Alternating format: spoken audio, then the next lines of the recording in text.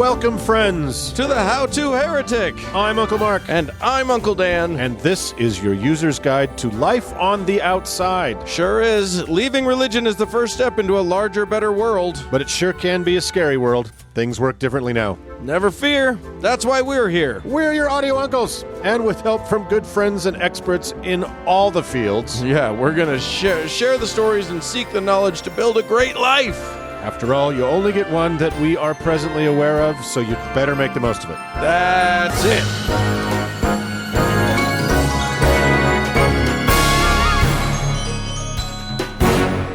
Well, Uncle Dan. Yeah. We got another show on tap for this week. Here it is. We're doing it right now at the present moment. Yep, and it's live whenever you listen to it, people. That's right. Live on tape. I am going to talk about something super weird and maybe a little distressing for a moment. Yeah, you're being all mysterious about it, but it'll be. I'm looking forward to it. I am assured it will be delightful. Yeah, it is predates St. Francis probably in some way. So we're gonna have an oppression expression that's a pretty weird one. Yeah, indeed we are. And then Uncle Doug's going to be here. He's going to tell us all about a new fun thing that's happening in our government. Yeah, something a really sunny Gestapo that we're all going to have to get used to. Oh, everybody loves it. And then we're going to invite our friend Mandisa Thomas from the Black Non-Believers on to talk about the experience of being a non-believer in the black culture. Apparently, contrary to popular belief, black people are allowed not to believe in God if they want to. Yeah, I don't know. We'll have Tyler Perry on later to rebut that. So. Yes, indeed. All right, so let's do it. Let's do a show.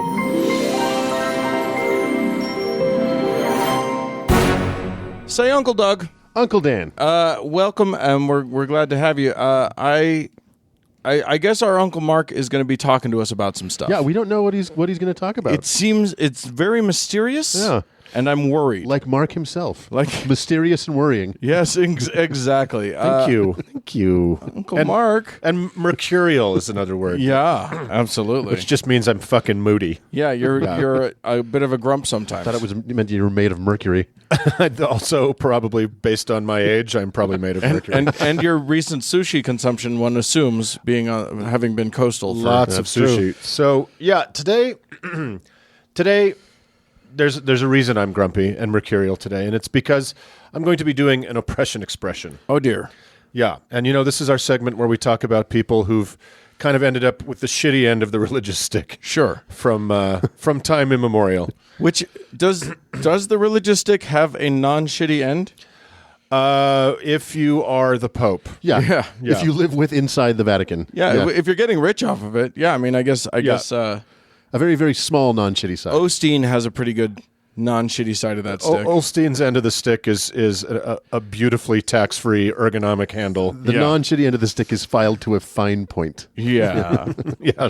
So and I'm going to demonstrate today that sometimes, well, in a very specific time, it wasn't just people that got the shitty end of the religious stick. Oh? It was our brothers and sisters in the animal kingdom. Okay. So I didn't know. Oh dear, we're going critters, huh? Whether to call this segment Law and Order Barnyard or simply Bird Law. Skunk. But let me just jump right in. So this is kind of about animal trials, and we'll explore them in a fair amount of detail. Is this like a Charlotte's Web sort of thing? What do we got here? Or an Animal Farm kind of a thing. Well, when I bring up animal trials, you might be exactly thinking of the gruesome scene from George Orwell's Animal Farm, in which Napoleon responds to the hens' rebellion by putting on a Stalinist show trial and has them all murdered by the dogs. No, that's not what I am to discuss today. Okay. Surely you say, Uncle Mark, you mean the celebrated episode of It's Always Sunny in Philadelphia, where we discover one of Charlie Kelly's main hidden talents is his expertise in bird law, with which he reveals the existence of Royal McPoyle, the true eye-plucking culprit, in a dramatic courtroom surprise. And while we do need to discuss that, I think as a society at much greater length, sure, that's not what we're doing. And that's a different podcast. That's Uncle Mark's Always Sunny fanboy podcast. It's Always Sunny in Uncle Mark's closet. No. So I was kind of reminded of this phenomenon by another towering monument of popular culture, Drunk History. Oh, sure. They did an episode recently featuring the wonderful Jack McBrayer as a lawyer for rats. So, you see, medieval Europeans were many things. They were industrious. They were curious under very controlled circumstances. They were afraid of the dark, and oftentimes they were stupid.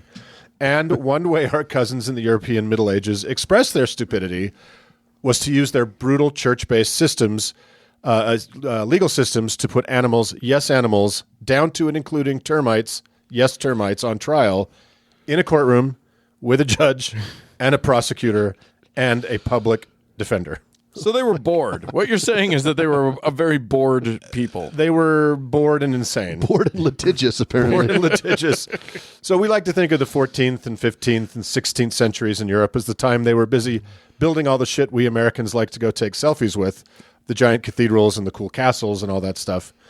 And yes, that is what was happening. Sure. And many of us know that many a medieval evening, the facades of those truly magnificent buildings were lit with the crackling glow of screaming people being set on fire on purpose for the crime of disagreeing about the proper date of Easter or that baptizing babies was weird. But, you got to break a few eggs to make such timelessly beautiful omelets. Religion. Religion. But in between setting Protestants on fire and putting Galileo under house arrest because he made the Pope mad when he figured out how the sky worked, there was still some time left as everybody desperately waited for the Renaissance and the Enlightenment to get going. So why not put pigs and donkeys on trial? Sure, So why not? This is, no pun intended, a rabbit hole. The scholarship on animal trials in the Middle Ages is crazy.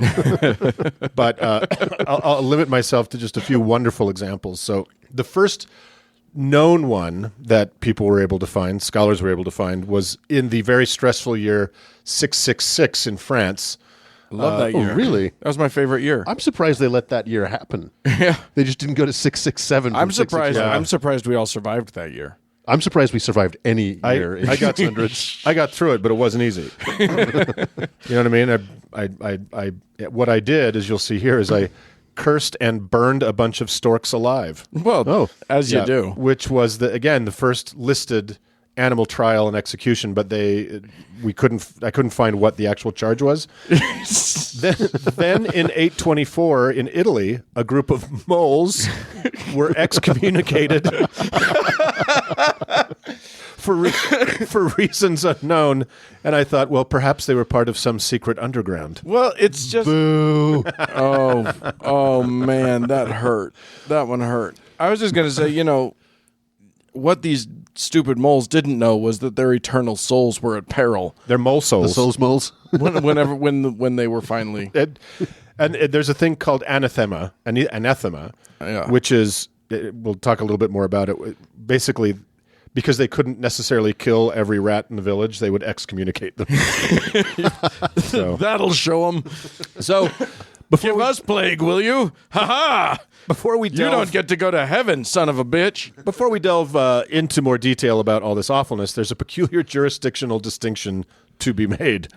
It turns out there was a sort of county line where one authority ended and another began. Right. See, domesticated animals living on farms and in towns were considered part of human society, a very much lesser part, but still a part.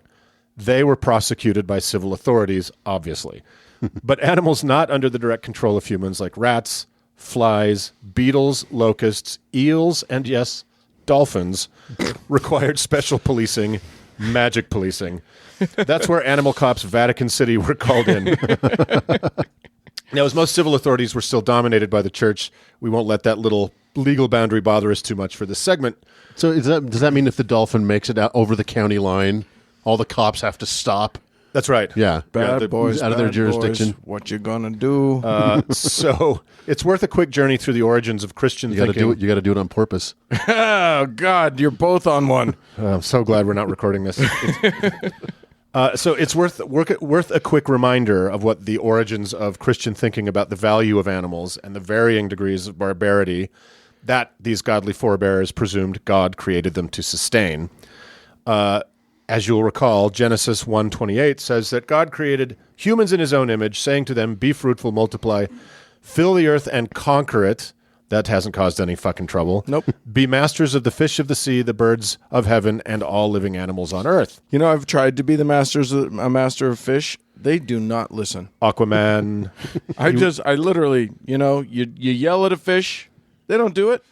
Growing up, I loved Aquaman so much because I liked swimming, and I realize now that I thought he was really hot. Right. And it wasn't until a few years ago that I realized that he's kind of the lamest of the superheroes. Oh, he's the lamest. Oh, It broke my 100%. heart. It broke my heart. Well, I mean, now he's Jason Momoa. He's suddenly cool again. He's cool at things. It's come full circle. But I mean, he's not that blonde like boy in spandex that we all The grew up orange with. shirts, the orange scaly shirts. Whose orange shirt? big superpower was going mo mo mo mo mo mo mo mo at fish. Yeah, and then the whales would be like, got it. Got it. Check. Roger that. Where'd Aquaman go? Who cares? Somebody tell the minnows.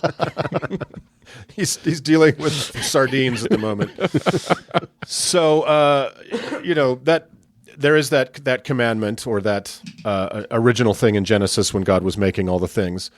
And it's led to a bunch of horrors over the years. But there are some tempering follow-ups in the biblical texts that are Sarah McLachlan level animal welfare concern, such as Leviticus 22, an old friend of ours, says a cow and her calf were not to be killed on the same day. That's nice. That's sure. That's nice. Give the mom one day to mourn. Yeah. And then cut her up. Or the kid. Well, Or the kid. Either way. Either way. You just Right. Deuteronomy 25 says oxen treading the corn were not to be muzzled.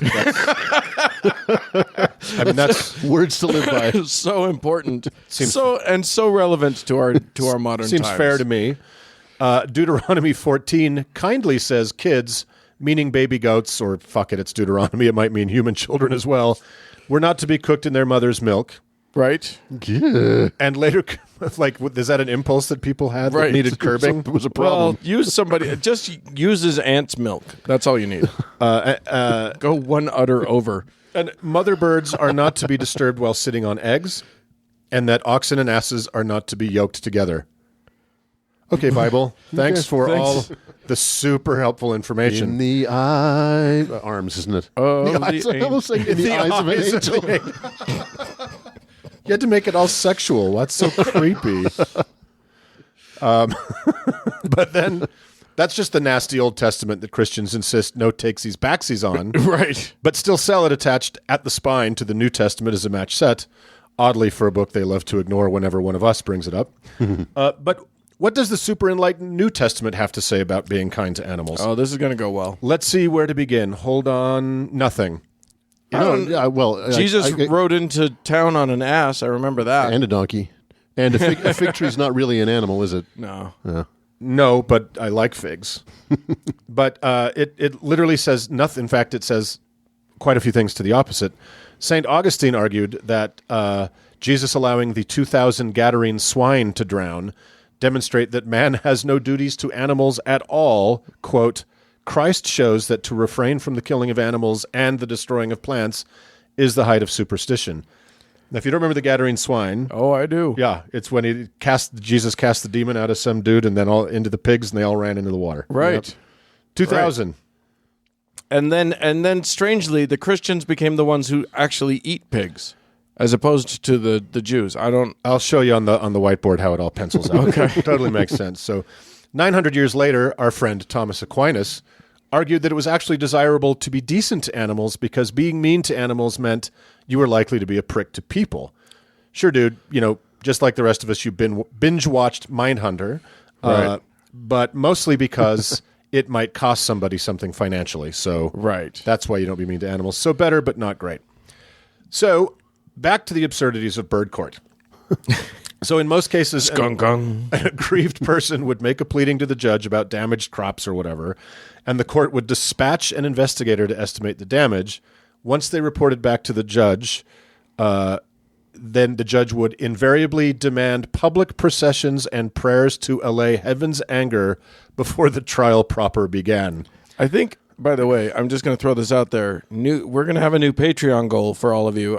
If we make enough money with this thing, we will make Enzo attaché to Bird Court. It will be a movie, and the investigator will be an Italian. We'll figure it out. We're working on it. Yeah, he's a hard-hitting Yeah. hard-boiled, hard-drinking Bird investigator. bird cop. So if those intercessions for holy help didn't work, it was off to the races. Yeah. One of the most famous incidents was the one that Drunk History tackled beautifully. The rats of Autun, France, were summoned to answer for their devouring of the region's barley crops, and the judge appointed a guy whose name is so beautiful I just have to say it. Bartholomew Chassenet. Oh. He argued that the rats could not be expected to appear because they lived all over the place. Right. And we can't catch them. And the court thought, yeah, that's a good idea. You're right. So the court ordered summons to be read in all the towns and villages affected, read out loud in French. In French, which is the rat language. To the rats. Yeah. When they failed to appear again, Chassenet argued, the journey was arduous and cats were fucking everywhere, so it was an unfair burden on his clients. And he won. I think now we got a spin-off series that is our second Patreon goal, which is Rat Defender. Bartholomew, Rat Defender. And he's on a bus bench, his arms crossed. Are you a rat? You a rat? I can help you out. You won't be surprised that pigs, again, were frequently the offending party, as they can be aggressively omnivorous. They were often tried for eating the body parts of children that were unable to escape them. Oh, yeah. One pig was hanged for eating an entire child. It gets better. And it was an aggravated offense because it was a Friday. Oh, my God. Wow. It's Fish on Fridays, Mr. Pig, not Philip. and not for nothing, but do pigs have necks? It sounds really complicated. Can't be easy. No matter what. It's slipping out. I'll show you on the board after the show. There's a whole way you do it. So again in France, 3 sow pigs went nuts and killed a young man. There were several piglets in the pen as well that were spattered with blood. In a strange moment of mercy, it was decided in lengthy proceedings that the piglets were innocent, so they were not hanged or burned like their murderous mother and aunties. Finally, justice being served. At last, mercy. So victim blaming was a whole side business of these absurd courts. Animals who had been raped by humans were treated especially harshly. Oh, well. Oh, no. Whores. Because that's biblical, obviously. Yeah, and that's where the word horse comes from, is whores. So a donkey that got fucked by some peasant was sentenced to burn with him. They burned the peasant too, though. They burned the peasant too. Okay. So At least there's that. Him Yeah. and his girlfriend. something like justice, his Yeah. girlfriend. But this donkey was known to kick because, of course, it was. So its hooves were chopped off before it was burned alive next to the rapist. Oh, my God. What did they chop off of the rapist? I don't know. It didn't say. Well, Yeah, I didn't think say. we I'll all go know. back and see in the microfiche and see if I can find it. And sadly, uncles, not all animals were necessarily afforded a trial for their sins. Sensitive listeners or cat lovers may want to mute for the next 90 seconds. beware, Doug. I am a cat lover. And so's Uncle Mark. Cats in medieval Europe, a place where humans, remember, nearly went extinct because of vermin-borne diseases more than once, Yeah. were seen as evil and connected to witchcraft.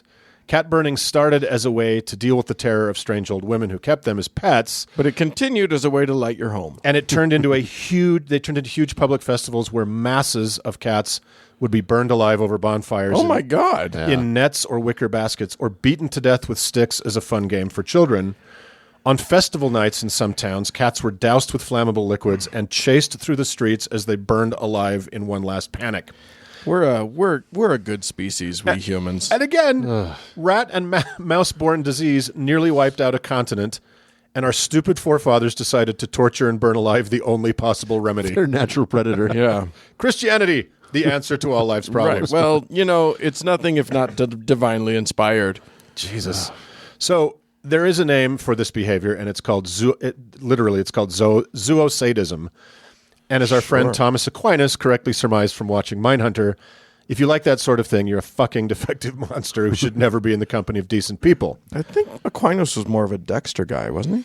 Well, he had a lot of time to binge Except watch. for season 7. I mean, come on. Well, yeah. So this is an audio format, so you can't see the picture of Don Jr. and the dumber one I'm holding up to the microphone with a picture of a jaguar in it. So let me end close to where we began, with a Charlie Kelly-style miracle of hilarity and super earnest human weirdness. In 1587, the vineyards of Julian, France, were beset by humble weevils. You know, insects, the thing the Bible says have 4 legs for all the science nerds out there. Right. An ecclesiastical court was convened, and it was determined that the weevils were indeed ruining the harvest. Their defense attorney argued that they were God's creation, and they were also entitled to sustenance. The prosecution agreed, but said man did have dominion over them. This was a huge quandary, so the townsfolk came up with a compromise. In exchange for the weevils leaving their vineyards, they would select a nice piece of land that could forever be the weevils' property to live on. Weevilville? Well, Weevillville. Mark, I'm sorry, but you always have to choose between the lesser of two weevils. Wow. I'm canceling the show. That was the last one. I thought we'd make it. I thought we'd make it to 50, but we didn't. So How are you guys the punsters in this one? I'm like notoriously bad at I'm a punter, but Yeah. you guys are really You're more the dad joke guy. Yeah, I guess I don't know so. what's going on today? It's rough. We flipped the script. So what's really crazy about all this is when you read these stories, you hear about these stories originally, you're just like religious people just lost their fucking minds like a witch trial and just set people on fire. Sure. But this was really an earnest attempt to negotiate with nature. Right. And just fairly. Yeah, chopping the hooves look, off and burning it, not so much. I mean, it does reek a little bit of you don't want to put people on reservations. We've learned this now, but yes, they had not learned it in 1587. right. But So- weevils, surely they cooperated. Well, it gets even better. So the defense attorney went and examined the plot of land that was set aside, and he reported back that it was sterile and unsuitable. The prosecution argued it was a lush paradise, thus fit for weevils. This went on and back and forth for 8 months. Wow. And sadly, we will never know what the final verdict was because, and again, this is true, the last page of the court proceeding was eaten by insects. Oh, that's good. So that's bird law, guys. That is the sad, weird, idiot tale of justice misapplied. I mean, I think we need to fire this back up again. I feel like there are some animals out there that we need to be trying in a court of law rather than just it's madness. It's like Armageddon out there. I would like the power to at least issue citations to my cats. Right. I don't want to go back to this craziness, but I honestly think a few tickets might help them shut the fuck up at 4:00 in the morning. So. Yeah. And I might be less prone to killing spiders if I could just litigate them out of my house. Just bury them in paperwork. So another summons. He's got 8, one in each leg. Oh, yeah. All right, well, that's stupid. That's bird law. Let's move on. Right, let's move on. Hey, Uncle Mark, you know how sometimes... I object. Well, overruled. Oh, damn it. You know how sometimes we talk about the law and Yes. how religion... theoretically, in these United States, there's this separation between church and I'm doing air quotes between church and state. Lies. Apparently, Lies. These are damned lies. Yeah, it's a very law-oriented show today. yeah. That's right. That's right. And I think we're going to explore another total absurdity with the law today. And we're joined by Uncle Doug. Hello. Who is sitting in what would normally be the venerable P. Andrew Torres seat of law-splaining. Right. To, Except that he won't take our calls anymore. And he's qualified to talk about Well, such because things. you only call him at 3:15 in the morning after like your 9th DUI. So Well, that's when I have the problems. that's when I need you, dummy. I can't help that. Pick up. So, Doug, you're going to talk about an exciting new landscape of American legal wonderfulness, I think. Yes, and this is not a legal podcast, nor is it a current affairs podcast, nor is it a political podcast. So we're going to talk about all those things. We're going to talk about all those things because one particular little guy, It's not those things. Correct. Yes. But when those things veer into our lane, Yes. then we certainly talk about them. And for some reason, Jefferson Beauregard Sessions III cannot help but veering into this lane. Der Keebler for Führer. He drives his little elfin tank all over the road. So for a more in-depth look into Jefferson Beauregard Sessions III, I would refer listeners back to episode 41, where we talked a lot about him and his history and where he comes from, and we don't need to review that ground right now. We poked the tree that he lives in. We did. We You know where he comes from is that the lust for that beautiful gold ring drove him so insane that now he lives in a cave and eats.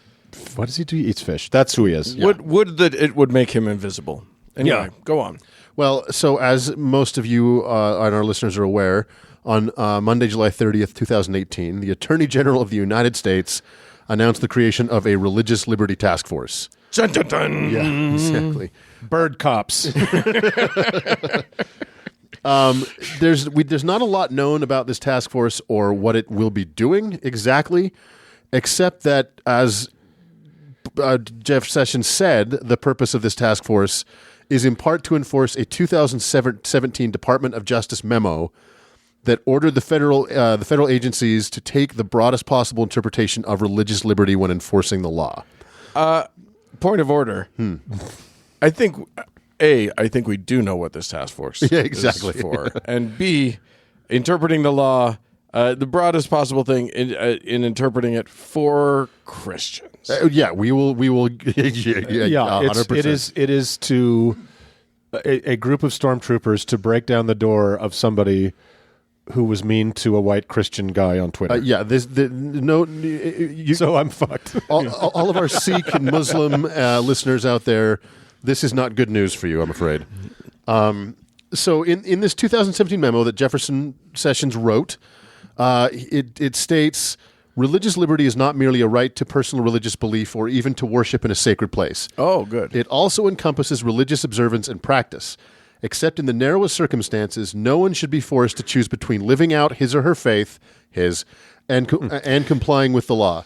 Therefore, to the greatest extent practicable and permitted by law, religious observance and practice should be reasonably accommodated in all government activity, including employment, contracting, and programming. So long as it's Christian. So the following 20 principles should guide administrative agencies and executive departments. Oh my God, there's 20? There's 20 principles. We will not read them all here, but Thank God. You can go find this memo online, and it's long and it's bureaucratic, which is obviously on purpose. But there are 20 principles that government agencies, most especially the DOJ, which is a big one, Department of Justice for our foreign listeners. right? Department of Justice need to factor into their decision-making processes. So number 3 on that list of 20 is the freedom of religion extends to persons and organizations. Organizations. Right. Number 4 says Americans do not give up their freedom of religion by participating in the marketplace, partaking of the public square, or interacting with government. And we don't have to bake cakes if we don't want to. Right. The baking of cakes factors into a lot of modern jurisprudence. That number right there, Yeah. one, that should guarantee me the right as a gay person to go be able to buy a cake. But that's not what it's for. It's for the exact opposite. Right. And again, just a little background on this. The laws that came out of the civil rights movement basically said if you're participating in the public square, which means if you're using the public roads, you're paying in and receiving services from the government, you cannot discriminate against people for A, B, and C various reasons. And recently, in a lot of cases, sexual orientation has been added to that list. right. If you hang out a shingle, Yeah. and you're a dentist, Yes. and you cannot then hang below that no Koreans. Correct. Right. Yeah. And that's that's what is missing from a lot of this. I think the Scathing Boys have the game Make It Black, which is like Right. Like if you're wondering if what you're doing is okay, switch it to black and see. Like if you're wondering if it's okay to discriminate in the way you're doing it, just try it with a black person. Just see if in your mind that's okay. Yeah, just pull out gay, put black. Right. Yeah, exactly. Or Jew. I'm not going to make this wedding cake because I don't like the fact that you are black. Yeah. Doesn't work. Well, who knows these days? Well, these Seems days, like yeah. it's, I think Jeff Sessions will get us there. Yeah, I think. we're- I think if there's one hero that can champion that cause, why can't they make their own cakes? I don't even know if they like our white people cakes. Number 9 on that list of 20 is government may not interfere with the autonomy of a religious organization. And I have to apologize. Boy, because, that's a slippery fucking slope. well, this is a rabbit hole full of rabbit holes. Right. So bear with me. We'll bring it kind of all together at the end, but I think all of these points are necessary to the story. Yeah. Of the 20 principles laid out in this memo, whose implementation is the sole purpose of this religious task force, or not sole purpose, but main purpose. 6 of them are based on the 1993 Religious Freedom and Restoration Act, or RFRA. Right. yeah. Number 12, for example, and we'll talk about RFRA here in just a second, but number 12 on that list says RFRA does not permit the federal government to second-guess the reasonableness of a religious belief. Number 15, RFRA applies even where a religious adherent seeks an exemption from a legal obligation requiring the adherent to confer benefits on third parties. There's your wedding cakes. yeah. Or that's also like to protect nuns from having to provide birth control to their employees. Which they weren't being asked to do anyway. Right. And They're being asked to provide information on where that could be the policy. They had to, or the oppression of having to sign that waiver that said we right, don't have right, to do right. this. Fill out a form. It's the worst. So RFRA was introduced in 1993 by Chuck Schumer in the House and Ted Kennedy in the Senate. Oh, fuck. And then passed nearly unanimously and then signed into law by Bill Clinton. So thank you, godless Democratic Party. Yeah. RFRA reinstated what is called the Sherbert test, which derives from a couple court cases. Again, we're going down a bunch of holes, but we'll get out. The only way out is through right now. Sherbert v. Werner in 1963 and Wisconsin v. Yoder in 1972. The Sherbert test mandates that strict scrutiny, quote unquote, be used when determining whether the free exercise clause of the First Amendment to the United States Constitution is in effect. I didn't understand any of that, but I suddenly want sherbet. So, basically, RFRA states that a religiously neutral law can burden a religion just as much as a law that was intended to burden that religion.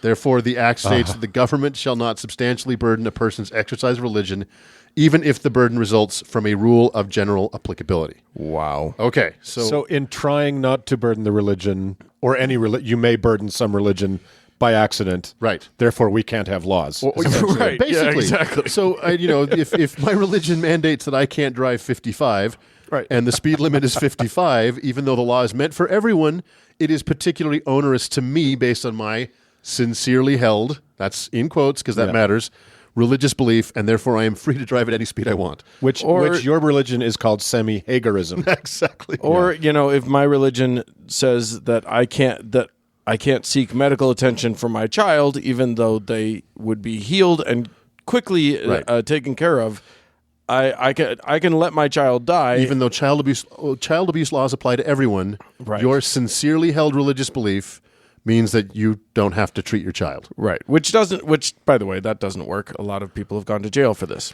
But not all of Less them. and less, exactly. Okay, so a lot of listeners will know this, but the motivation for RFRA was actually a response to 2 other court cases, Ling versus Northwest Indian Cemetery Protective Association in 1988, That's a classic. and Employment Division v. Smith in 1990, that dealt with the government building roads on sacred Native American lands and the allowance of peyote to be used in Native American religious rituals. Right. In both cases, the government ruled against the Native American tribes, said a peyote was a class 1 drug. And Because if you're building roads on peyote, it's a fucking disaster. Been there. And a couple religious tribes, nations, right, reservations, tried to prevent the government from building roads for logging and oil purposes.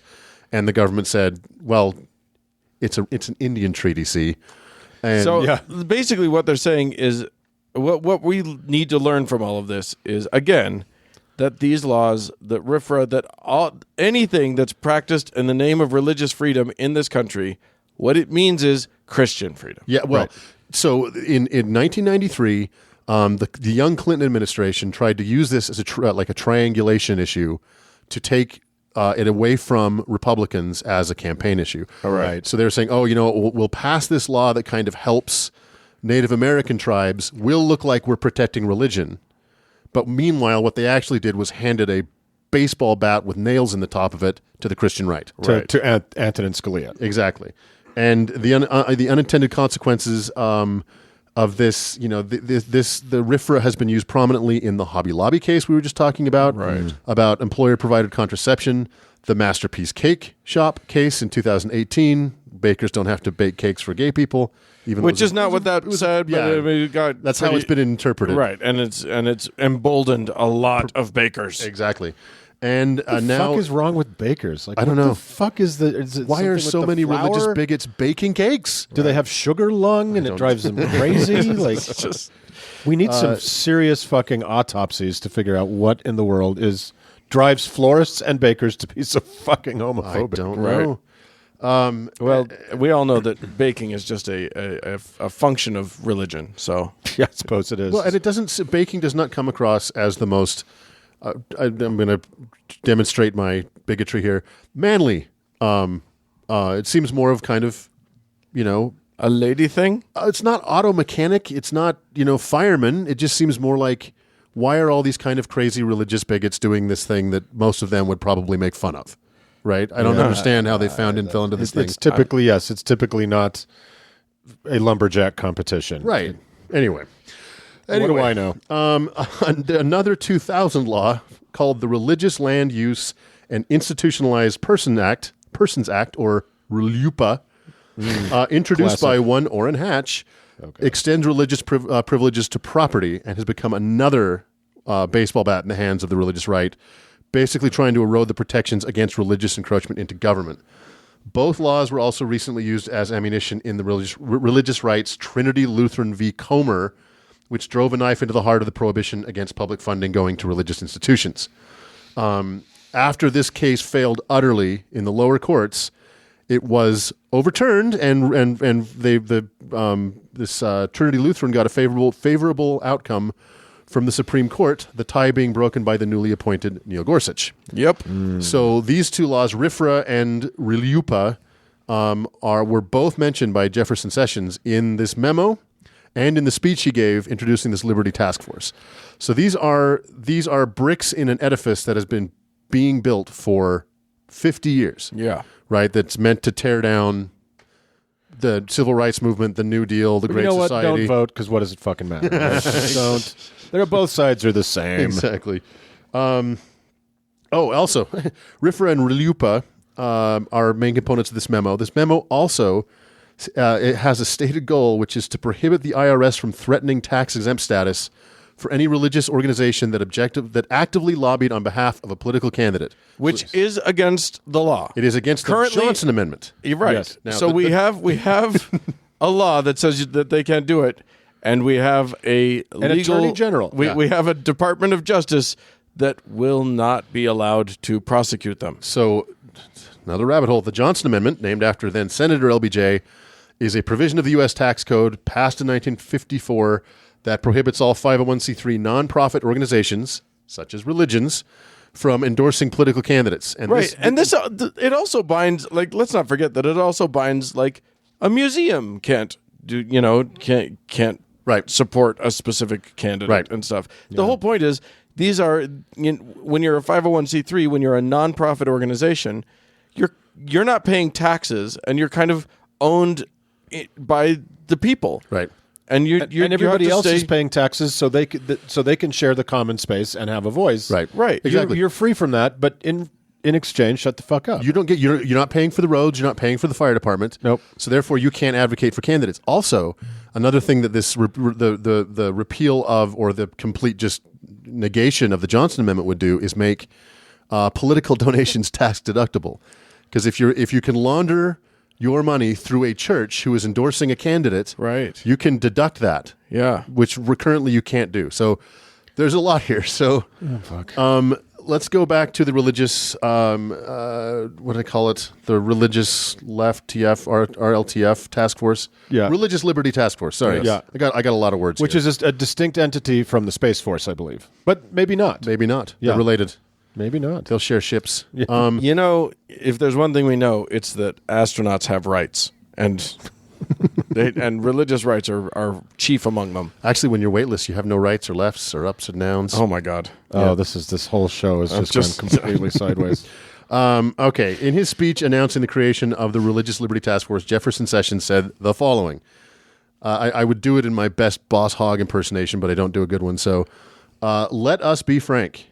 A dangerous movement, undetected by many, is now challenging and eroding our great tradition of religious freedom. There can be no doubt.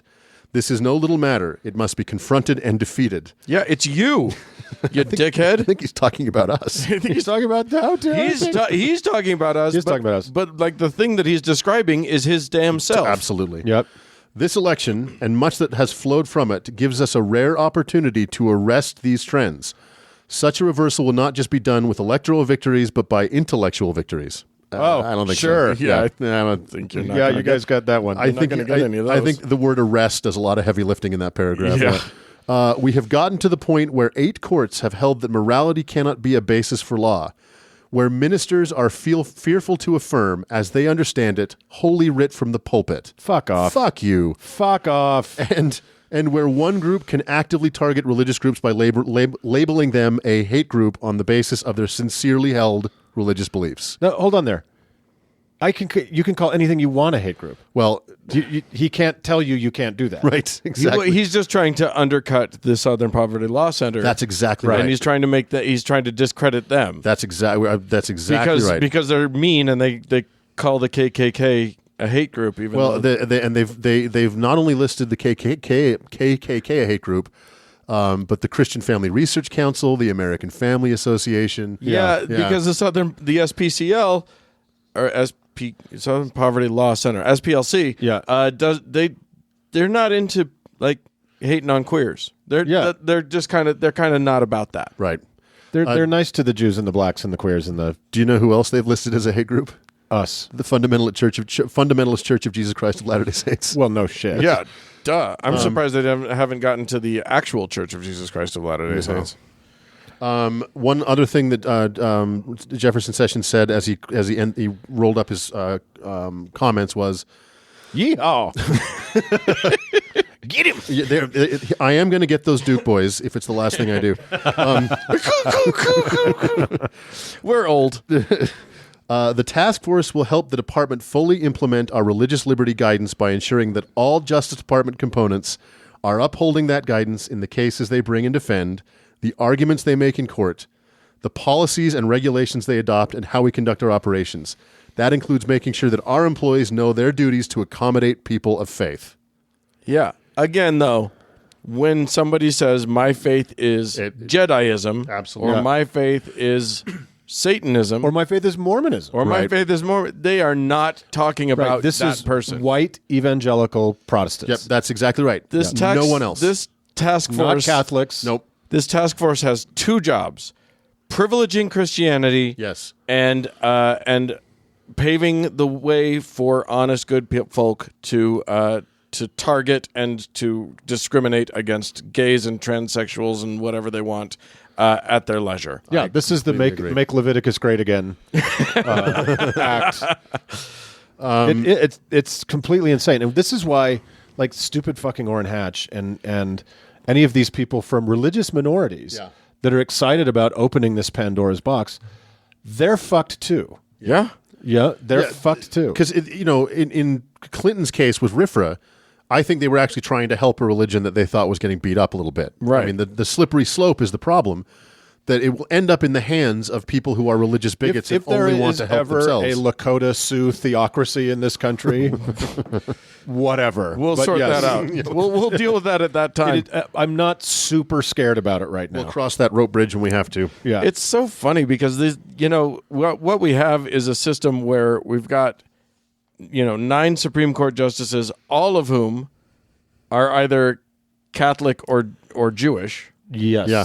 and All of them are, yeah. and then they're ruling on what the Satanists can and can't do. It's just a weird. This is a weird country, you guys. It's a super weird country, and it is a weird time that I find I have very little frame of reference for on most days. Yeah. As everything like that, like what you're talking about, Doug, just gets eroded, and every norm is just destroyed. I don't know. It's I'm sorry to be such a bummer.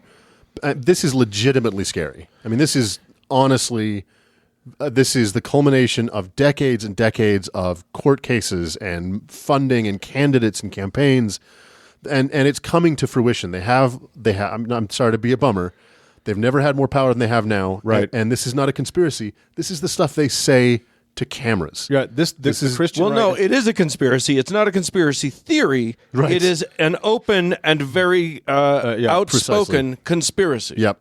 To eliminate the minority protections that have been so hard fought over time in this country For both- for people of color, for women, for LGBT people, for handicapped people, Yeah. For atheists, for atheists, for non-believers, for the religious minorities of this country. Yeah. Because these things that people have fought and bled for and died for benefit us all. Yeah. And they are being torn down. including these overprivileged white Protestant evangelicals. They're just too myopic to see it. They think that the three of us being able to sit in this room and have this conversation is oppressing them. Right. Yeah. Right. Well, it's like they said, about white people complaining about black folks who are protesting, or straight people complaining about gay people who Pride are protesting. parades. Yeah. Pride parades, yeah. The loss of privilege feels like oppression. If you're an idiot. If you're a dipshit, and especially if you're like one of those people who refuses to hear anybody else, Yeah. you feel oppressed when, oh no, the 80%, the 75% of us who live in this country who are Christians, somebody's saying not nice things about us. Right. Oppression. Right. Yeah. And again, it's not, to go back to the homophobic bakers, freedom is not a cake, right? When someone gets some, you don't get less. Right. There's enough. There's enough for everybody. Right. Yeah, exactly. Yeah. With rights, someone else having equal of it It's not a zero-sum game. It's not taking your cake. doesn't take away your rights. Well, and we're coming up on the most important midterm elections of our lives. This religious task force is in its infancy. They don't yet have uniforms Their and rockets badges. are not yet perfected. Right. Yes. They don't yet have uniforms and badges, but if we keep going in this direction, they fucking will. So fucking vote. Yeah. Sorry. and unfortunately, we're not a political podcast. We're not. That's not Yeah. what we're about. But you have to vote against these Republicans. Yeah, Yeah. you do. It's just just plain have and to. simple. There's evil afoot in the land, and even if you hate the Democrats, It's a binary the choice. lesser of two evils is the lesser of two evils. Right. Yeah. And it's cold comfort that right now what is protecting us more than anything else is the grotesque incompetence of these evil people. Right. Yeah. So let's not count on that for too much longer. And Amen. if you have a competent Democrat to vote for, then all the better for you. Yeah. Hooray. Indeed. All right, guys. Well, that was super fun. Let's move on. Sorry, everybody. Let's move on. Well, Uncle Mark, Present. it is our favorite time of the show. It's Yes. the most wonderful time of the show. It's where we pass the plate, We brothers do. and sisters. We ask you to keep this little church open. I wish we could actually physically pass a plate. Do you know how guilty it feels to move a plate from one hand to the next and not put something in it? I'm so shame-based, isn't It's it? so good. It's but poor shaming. yeah, it is. It's super poor shaming. Yeah, so we can't do that, but We can't shame you in person, so we must do it through your ear holes. through your over the air. If you're one of the people out there who feels like you could be a good person, you can, and you want to prove it. and you want to prove, and you should prove it. Yeah. You can join up with the following good persons who are this week's best people.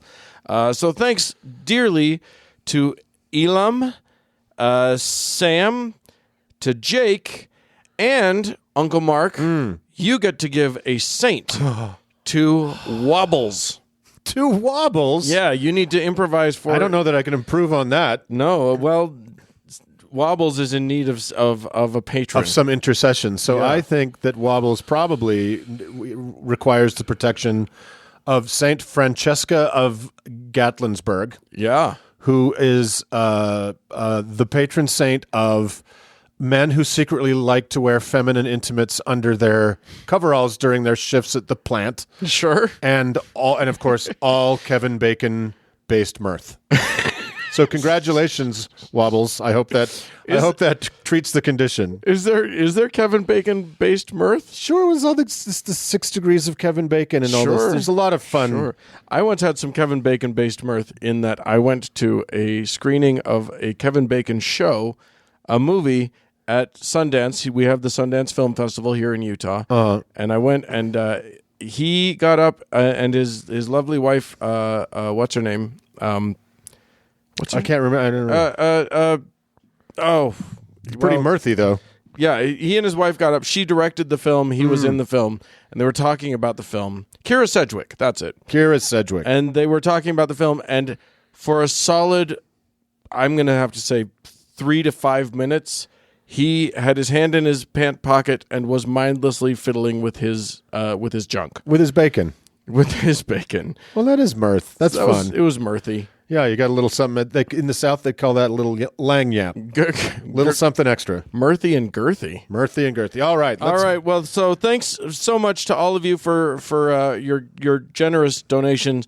If our plate passing has guilted you well enough into joining up, please go to howtoheretic.com and click on the Patreon link, and that will get you there, and you can join up. And again, hit us up if you need to leave the plate empty. Hit us up on iTunes or wherever. Give us a 5-star review. Just takes a sec. Yeah. Show us a little love, and that means more people get to hear all of this critically important information. It's so vital. Let's matter of fact, let's move on to some more vital stuff.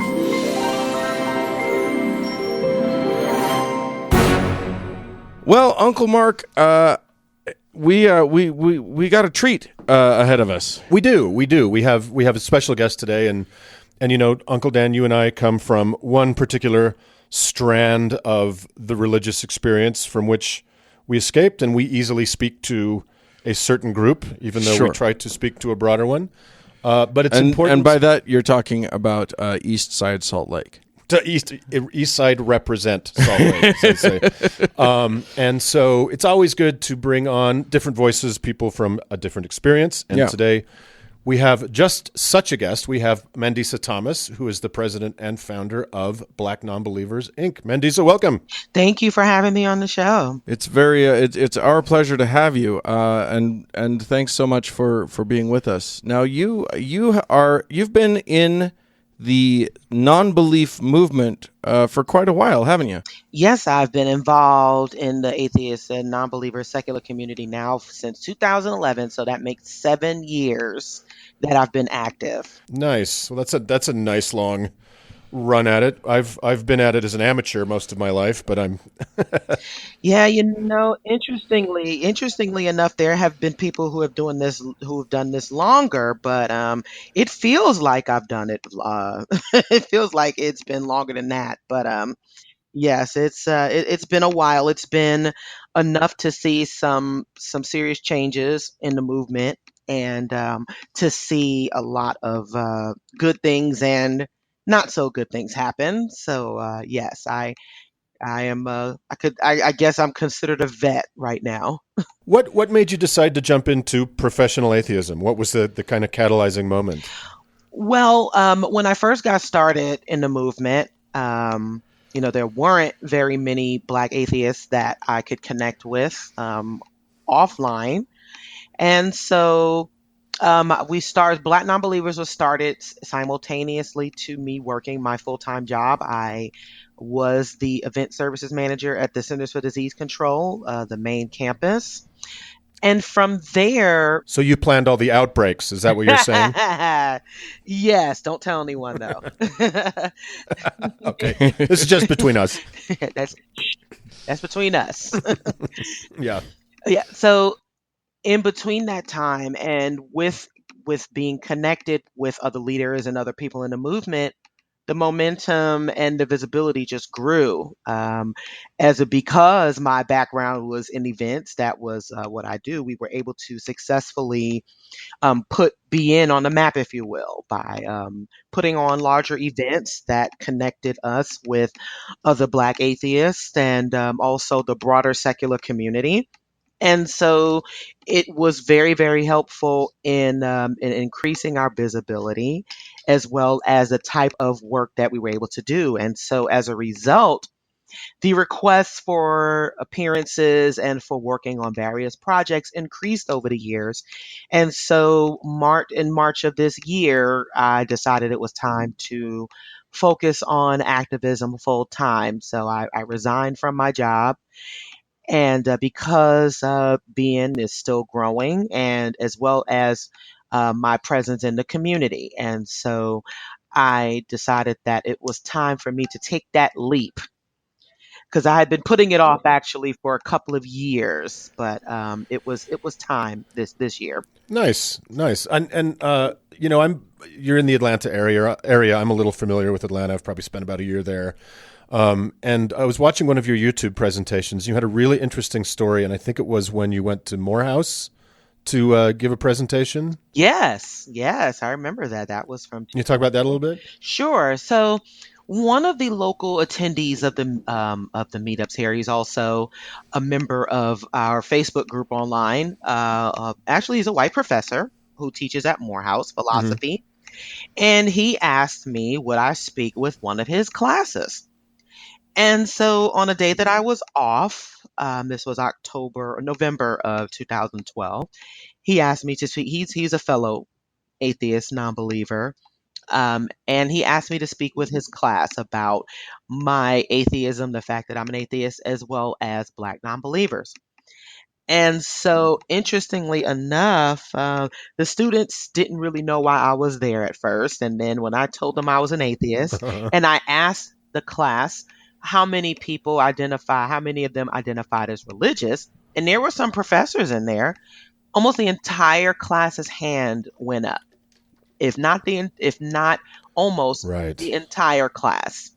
And so in speaking about my experience, my upbringing and my reintroduction into the identification as an atheist, I talked about Black non-believers, and I talked some about, the highly religious climate in the Black community, which, just that cannot be denied. But there were some students there who had some really, really great questions for me.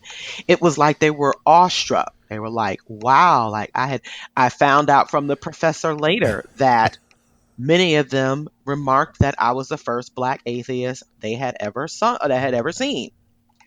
And And that's a thing in the Black community, isn't it? That there's an issue with, even if you are a non-believer, as a Black person, there's a lot of pressure to keep your mouth shut. There's a lot of pressure due to the very high religiosity in the community, as well as the traditional factor. The church has played a significant role in the community building, or the community representation, if you will. That's how I like to put it. And there's this sense of tradition that comes along with being a person of color and being Black, and what it means to be Black. And being an atheist, it's like you're rejecting your identity as being Black. Like there's no way that Black folks can be atheists, or if we are, then certainly we're keeping it to ourselves, or if those who may privately identify as atheists and who are open activists, they don't speak on their atheism much. And which for some valid reasons, we certainly understand why, because yes, there is pressure. There is that sense of tradition, and you have and again the influence of the church is still so very, very strong, particularly in the Black community, that it makes the conversation and it makes the identification that much more difficult. Yeah, I think that there's a thing, because both Uncle Mark and I left Mormonism, and there was this, there can be this very strong sense of, you're abandoning your community, you're abandoning your religion, you're abandoning your family. But no one ever accuses us of abandoning our race if we leave our religion. True. Yep. Yeah. or turning our back on our on that community, Yes. which is something that black atheists have to face, isn't it? It is. It is very much so, and also it's also the idea that it isn't it isn't very well discussed in our communities, and so there is just a sense of ignorance. The fact that wow, I didn't realize that black folks could be atheists. And I mean, we can be anything. That's You have black Right. conservatives. I mean, you have we are, we are diverse very much across the board. But when it comes to religion, um, and and and the letting go, not even letting go of belief, but also openly identifying with the atheist identity, it is just almost still unheard of to many of the black folks, as well as there is while our numbers are growing within the secular community, we still aren't very well represented. And so now we're dealing with multiple issues and multiple concerns when it comes to the representation and the identity. So that was the main premise of founding Black Nonbelievers, was to try to resolve two very specific issues, to increase the Right. visibility and presence within the Black community and the secular communities, as well as letting fellow Black atheists know that they aren't alone, that there are Right. communities out here, and that there is more representation than we realize. It's just a matter of us finding each other. Right. And that's what I think was so fascinating about that story about Morehouse is, the presumption I always have is that, kids these days, younger people, college kids, are far, far, far less religious than, my generation, the generation before me. So the fact that you startled them as college kids, as being one of the first atheists they'd ever met, I found that story super fascinating. And I wonder, Mandisa, if you could speak for a second about why the church is so ingrained traditionally in the Black community in America. Why is it something that is so deeply embedded in the culture that it makes coming out as an atheist, or just as someone who wants to leave the church for whatever reason, difficult? Mhm. So yes, there are a number of reasons for that, and we must look at there's a traditional, historical and societal reasons for that. During slavery, um, it was against the law for blacks to read and write. The only book that was allowed to be interpreted was the Bible, and so many Christians had to accept, many slaves or the enslaved had to accept Christianity or they died. Right. And so the church became a part of, and the religion became a part of, many slaves, daily lives. It didn't stop many slaves from rebelling, Mm-hmm. but yes, it was the conditioning of the religion that that perpetuated slavery in this country. But also, once slavery ended, and also when the Reconstruction period ended, that was a time of Black progress. Right. There were Black congressmen, a lot of Black businesses that came about, but that also brought about the Ku Klux Klan. Right. And the enactment of segregation laws, and there was a lot of violence committed against Black folks, and so the church became the institution that supported the community for the most part.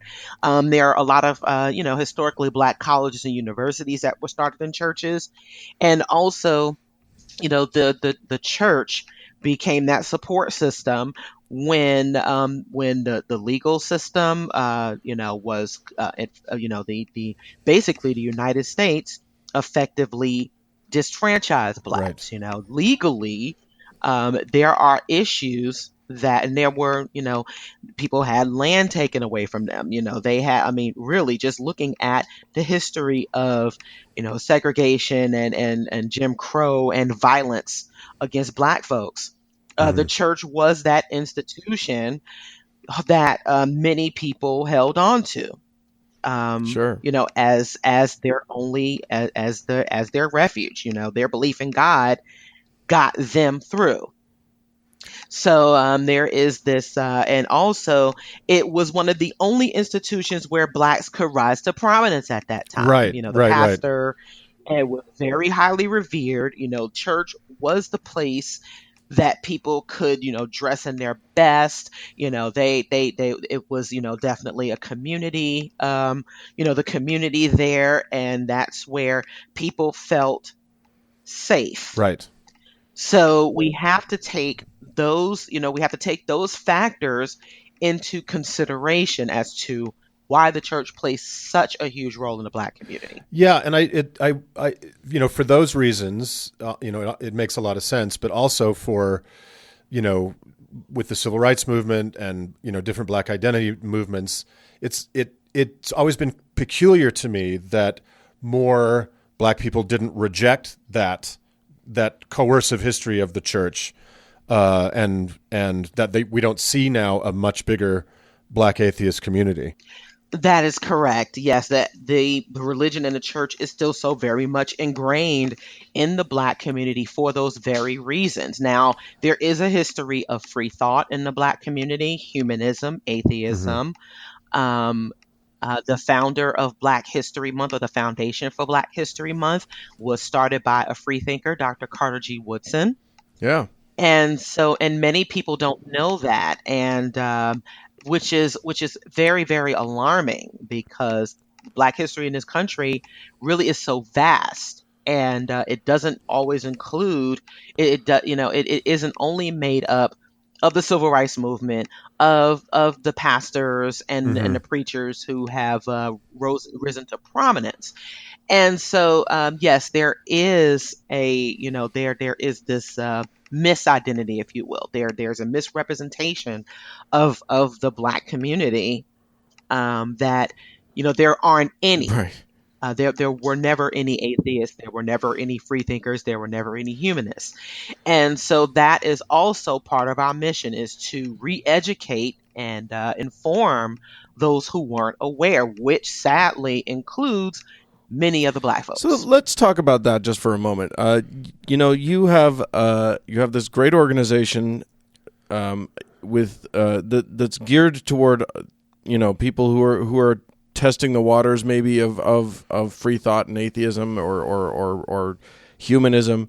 Our show has a very large listenership of people who may or may not be ready to who may have not quite let go of their Christian or their religious roots yet.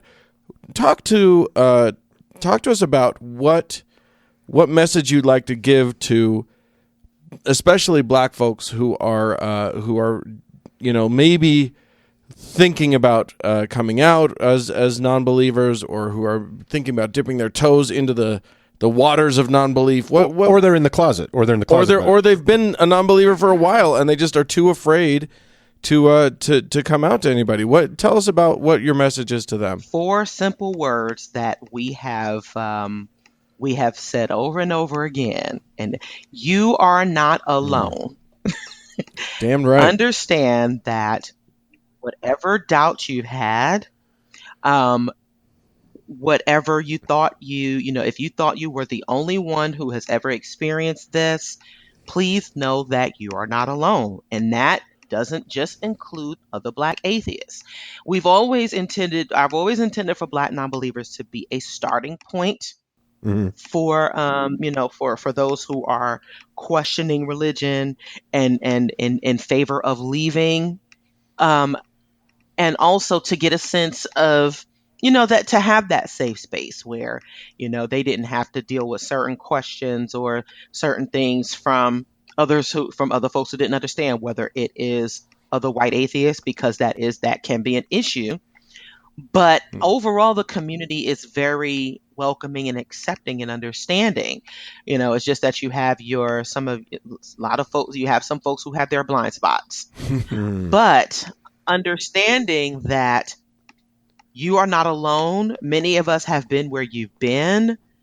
We've had these questions. Many of us, I know growing up, even though I wasn't raised religious, I learned early about the imposition of Christianity in particular on slaves, on the slaves, on my ancestors. Right. And I also wondered why so many are still Christian. But when you understand the history of it, when you learn about it, you can understand it, but it's still pretty sad. So Yeah. what those questions that you've had, we've been there. We totally understand it. There is a huge community of people who get it. Yeah. And it just takes, just know that we are here for you. And I think that is part of, that has been a very, very important part of the community building that, the atheist movement has sought to improve upon. Because yes, you can come to, your conclusions, uh, doing your either through observation, research, or both. But if you don't have anyone else to connect with, then it makes it that much more difficult. It's so And lonesome. Yeah, so, it's such a lonesome journey if you're behind the wall of religion or something. And that's kind of what we aim to do too, is bounce a message over the transom, and you are not alone, you know. yes, that has been the primary, slogan or statement that we that we impart, or that we let people know. You are not alone. And we're gonna. Please know that. I think we're gonna try and put a link to your organization on our website. Oh, for sure we will. In our little, we have a little sort of resources page, and we'll put that on there. But if they don't go through us, how can people reach you? You can find us at our website, blacknonbelievers.org. It does revert to blacknonbelievers.wordpress.com, but it's blacknonbelievers.org. If you type that in, our website will come up. We are also on Twitter at B Nonbelievers. The B and the N are capitalized. You can contact us the same way you guys did, through our website, via email. We respond very Yep. quickly. You can, you did indeed. yes, and you can also find us as a resource on many other secular organizations pages, because we are very much, we advocate, we promote collaboration and coalition building. You can also find us on Meetup. All of our affiliate groups have Meetup pages where we post our events and our activities. And pretty much, And that's important. You guys have but you have affiliates all over the country, right? that is correct. Our most recent affiliate was established in the St. Louis area, St. Louis, Missouri. And so, yes, we do have, as a matter of fact, I was just in my hometown of New York, and I attended a meetup with the New York City chapter there, as well as one of the other secular groups there. We did a joint meetup, and which turned out very, very well. It was an amazing time. Folks just got together. They shared their stories. There were there were a lot of first timers there, who just shared their experiences, and we're just very, very glad to be in the presence of individuals that they could connect with, and hopefully build more on that community part. That's great. And as soon as Salt Lake City develops a black community beyond the Utah Jazz, I'm sure that we'll have a segment here. Well, who knows? Chapter. There might be a couple secret non-believers there, man. Yes. They need our love too. So. But the one thing I always encourage people to join or participate with secular groups, no matter who they are. It may be a case of trial and error. The one thing I've found is that, I offer advice to groups who have people of color in them, maybe not to be too imposing, but, just to kind of gauge where the people are, so that they may know whether they're comfortable or not. But I encourage our members and other people of color to start with an atheist group, a secular group, Yeah. period. Yeah, start with what's close at hand and see if it works. And Yes. For the most part, I would say, and maybe you can correct me if I'm wrong, but for the most part, I would say it's a pretty welcoming group of people, the atheist community. Would you say that that's true? Yes, I agree. Yes, for the most part, especially offline. And that's also another area that yes, because the online community can be very brutal and vicious, and I encourage people to look beyond the online spaces, because that's where you get a really good sense of how people are when you connect with them in person. I totally agree. I think we have a lot of work to do as a community, a lot of work, and we're better at doing the work when we see each other face to face, rather than Twitter. Yes. Well, Mandisa Thomas, thank you so much for coming onto the show. We really appreciate your willingness and your time, and we'll hope to talk to you again in the future. Absolutely, and thank you both very much for having me once again on the show. It has been a pleasure and an honor, so I really do appreciate it very much. Now, don't get crazy with the honor thing. That's come on now. No, it's been awesome. Thanks, Mandisa.